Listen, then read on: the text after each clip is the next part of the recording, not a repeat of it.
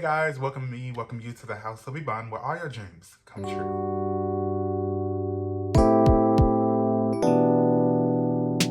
Welcome back guys to the channel. It's me, Eric. If you're new to the channel, make sure to like, subscribe, comment, and share. Don't forget to click the notification bell to be notified of when I drop new videos, which is every single week.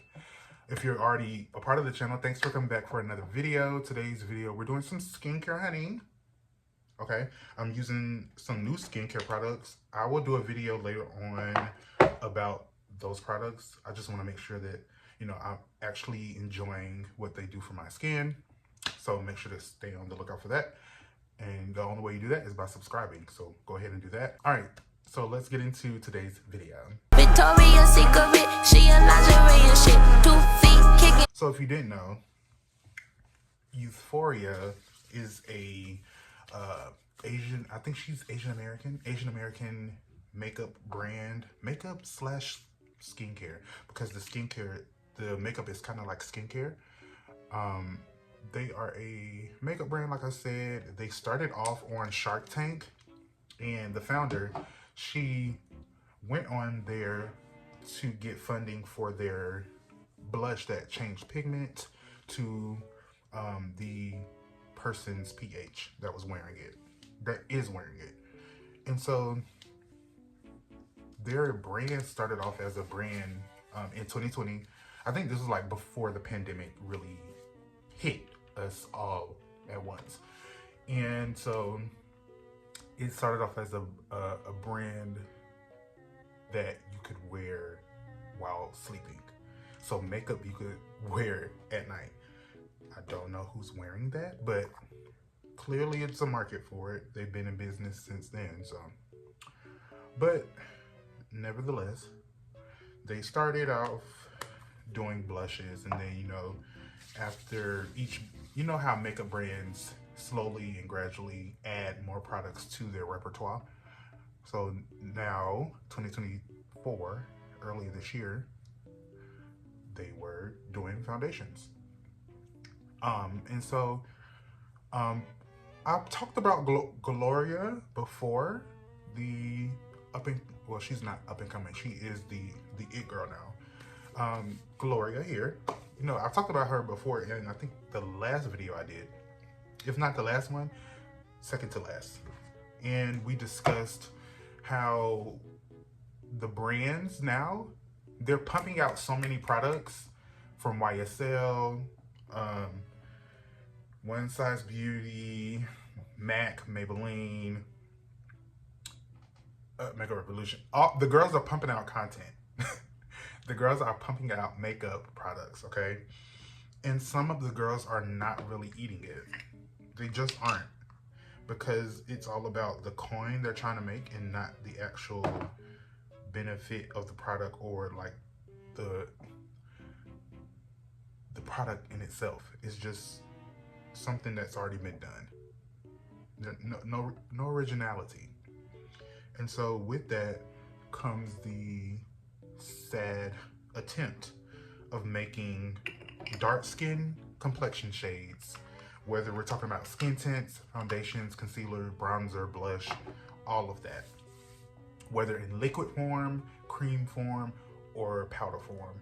It's just not there for the girls that have a darker skin complexion. And so Gloria came on, I think I'm gonna put the post here on the screen. I don't really remember what month it was, but it was during the summer, I believe, like June, July. It had to be. It was earlier this year. And she talked about the foundation, how the foundation shades were not it. They didn't have a wide range of foundations for darker complexion people. And Gloria ate them up a little bit. I mean, it's 2024. If you are putting out complexion products and you do not have a complex range for complexions, and you're including everybody with fair skin, but you're not including everybody with darker skin, from my complexion, darker, why put the product out? You're not ready. You know why you put the product out? Because you want the coin. At this point, it's all about how fast can we make a coin and how fast can we recoup. Y'all don't care. So Gloria talked about it, and then they went back in the lab. And girl, when I tell you this was everywhere on TikTok, everybody was talking about it. Because you know what they did after getting critiqued? Not only by Gloria, other people critiqued Youthforia's foundation when it first came out. They went back in the lab and created the blackest foundation shade ever to exist. It was literally black paint. It was as dark as this black eyeshadow paint that I have from Thread Beauty. This is what Youthforia created. The color of this, the color of my shirt, literally, that is the shade of foundation Youthforia created and put back on the, and tried to put it on the market to say, hey, this is our darkest shade. Girl, no, it's not. You just created black face paint. What are you talking about? What are you talking about? And it's like, girl, y'all, wrap it up. Wrap it up, this thing. It's time to go. It's time to go. Wrap it up. And I just don't understand how continuously black content creators that focus on beauty continuously say we don't have enough shades for all of us to enjoy. We have to create our own shades. It's 2024. We're about to be in 2025. And we are still talking about issues that Jackie Aina discussed in the early 2000s when she was writing, like climbing the ladder to become the top YouTube girly. She was talking about it back then, and we're still having the same conversations. How do you go from having multiple shades, not even multiple shades, just a few shades of foundation, okay? You're told that you don't have enough shades to cover all of the different complex skin tones of darker skinned people, and then you go in the lab and you create a literal black foundation shade. Nobody's skin is the color of my shirt. Nobody on the face of this earth you can go up to and put this shirt to their skin and be like, oh, you're literally black. No. It may look like that, but that's not, people's skin is not black. So like I said, she came and apologized and talked about how she got a new team and they want to learn and listen and do better. At this point, just wrap it up. Because when I was looking through their page, it talked about how they were making skincare into makeup. But you started off with a blush that changes colors based on people's pH. And then you wanted to move into foundation. But what really got me was on that Shark Tank video that's on their TikTok page, and it's pinned. She talked about how she worked in IT or tech. She worked in tech. So you worked in tech, and then you transitioned over to beauty. And I'm not saying that people cannot switch gears in their career, but what I'm saying is, what made you want to create a beauty brand? Because if I remind you guys, like late 2018, 2019, that's when all these different beauty brands were coming out. You guys remember, like every other day there was a new top beauty brand that was created, and it was all the rave. So my question is, what made you want to get into beauty? What question did you want to answer with the products that you wanted to create? I need people to stop creating beauty brands if you're not trying to answer a question. If you're not trying to answer, how can I perfect my skin with the texture, hyperpigmentation, acne, and what answer do you provide through your brand? I don't think she was answering any question. Who wants to sleep in their makeup? That's not good for your skin. It's bad enough that you're wearing it for 8 hours. You don't need to wear it when you go to sleep for another 8. I don't get it. I don't get it. And the apologies, please leave us alone with the apologies, because you had one chance and you messed up by creating that black face paint. You messed up. You messed up the first time, and then you messed up tragically the second time. I don't get it. And all these other beauty brands like YSL, they just released some blushes. Granted, the colors are beautiful, but they are ashy. Even, I think Shallon, I really enjoy her content both on TikTok and Instagram. She tried a few of the blushes and they were ashy on her. And she is fair-skinned. She's still a black woman, but she has a lighter skin complexion. You're YSL and you have a beauty brand and you can't even, girl. At this point, we understand that y'all don't want to make products for black people. What that girl said when Chelsea was spying for Raven? I said, the truth is, I don't hire black people. Y'all don't make products for black people. Like, girl. And that leads me to, like, people making apologies. So Fuhad, James, I've never, ever, ever heard of them.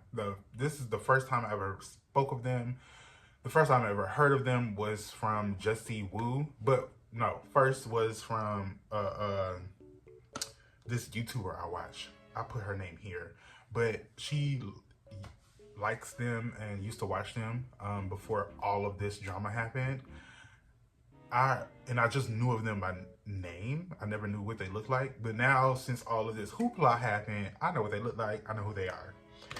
And the fact that they went on that podcast with that white man was literally laughing in the face of this white man, kikiing and howling and kikiing, and just laughing it up, and then come to tell us that it was fight or flight. Girl, fight or flight? Girl, you could have just said, no. We're not gonna do that. Next question, please. Thank you, baby. You could have just said that. No, we're not gonna, no. We're not gonna do that. Let's move on to the next question. Next topic. Thank you, baby. But no, you decide to laugh in front of some white man.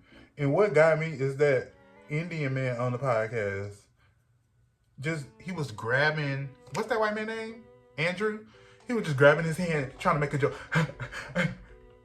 I have a disdain for people of color, black people, and other POCs that try so hard to be in the in crowd with. I don't like it. I don't like it.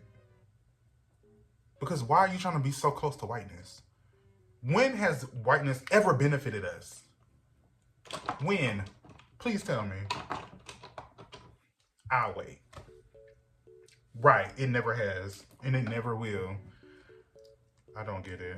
And then the Indian man, I don't want to say Indian because I don't know his origin, but the one POC on the show, besides the other black man, that's on Andrew's show, during the not apology that Andrew posted, the man says that POC man, he says, why do we need to protect anyone? Why do we need to protect anyone? What are you talking about? Maybe because men tend to be misogynist and the R word. Maybe that's why. And maybe because the words that you spew, they do have an impact on the way people are treated. That's just a thought. It's like, girl, y'all are so dense. Y'all are so dense, and I don't get it. But that's cis hetero men for you. Not all of them, but unfortunately, a good majority. And for just James and Fuhad to come and do an apology, and then for Andrew to turn around right afterwards and double down and say, oh girl, no. You asked for other stuff to be taken out, but you were okay with that. The black women jokes, you were okay with that staying in. And it's like, you let this white man clown you. twice. How do you not like black women? Just how do you not like a black woman? Like black women, they don't have to be your preference, but how do you not like them as people? You know, how do you not like them as people? Black women have done so much for me, and I love them down, honey. My mom, aunt, grandmas, friends, classmates, teachers, professors, supervisors, like, have all been black women, have all assisted me in climbing my career ladder and professional ladder and just bettering my life. And I don't get it. It does not compute. What I need people to do, more specifically cis hetero men, get away from the mic, put the mic down, go outside and touch some grass, because your time is up. Your time is up, baby. Do you know you have 30 minutes? Are you kidding me? 30, yes. And can we please talk about how, even though James and Fuhad may be canceled virtually in the media space, they're still going to run numbers. They're still going to get traction on their podcasts, with the events that they do. I just found out from Jesse Wu that they were able to sell out a stadium. So they're going to sell out arenas, venues. They're still going to do that. There won't be that much of a backlash. And Jesse Wu made this very clear in her video about this whole situation. How being disrespectful to black women, rage baiting black people in general, but more specifically black women, that's not going to cause any damage to anybody's career or the trajectory of that career. It's not going to do anything. And people do say that doesn't happen with gay people. Like for instance, when the baby came for gay people, when people say gay people, I believe they're thinking about white gays. When people talk about black gays in a disrespectful, demeaning way, do you think stuff really happens? When people are transphobic against black trans women, black trans people, do you think things really happen that stops them from excelling in their career? No. So that's one thing I need people to understand. When talking about black women and being disrespectful, it doesn't do anything to your career. Yes, it may make your viewers uncomfortable and will make them not want to watch you, but you will still get the financial support that you have always gotten. But when we're talking about groups that you can't do that to, and people bring up gays, let's be clear. It's the white gays that you can't do that to, because you will be reprimanded. You can do that to black gays because even the black community itself is homophobic. So, and even the black community has a hard time with understanding intersectionality. Intersectionality is understanding that you as an individual are connected to multiple identities and multiple communities by your own lived experience. So for me, I am black, I am gay, and I'm non-binary. So I connect to two groups: LGBTQ plus IA, black community, intersectionality. Okay? And there are other people who express more intersectionality. They may be of mixed descent, they may be gay, and they may consider themselves to be black. Intersectionality, you know? And people get stuck. People get stuck on learning new concepts. And that's the problem. That's a big problem, I feel like, in the black community. People don't want to learn and grow from what they know. They just want to be stuck in what they know and not learn more and just be open. Being open to learn more does not impact you. It doesn't hurt you. Learning more actually builds stronger communities. And it's just so sad. And another point, back to what I was saying about James and Fuhad possibly being canceled. We know they won't be technically canceled because they're men, first of all. They're men. Again, they are men in the media space. They're not going to be canceled.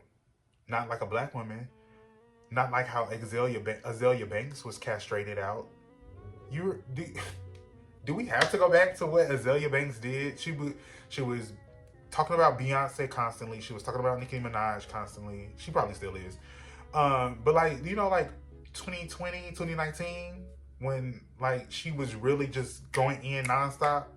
Azalea Banks was talking about Beyonce, Nicki Minaj, talking about the new girlies coming out in the hip hop game. She was being homophobic, transphobic, and you see what her career ended up being. Just making soaps. It's fine because her skincare brand is fab. GPXO, it's fab. She gets her coin. But it's just the fact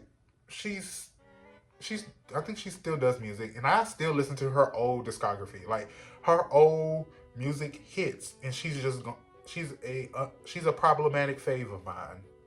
I don't follow her on Instagram anymore or TikTok. I don't try to follow up on her anymore. I just listen to her old music. I remember what she gave me through her music. Everything else, I already know she's a... I already know.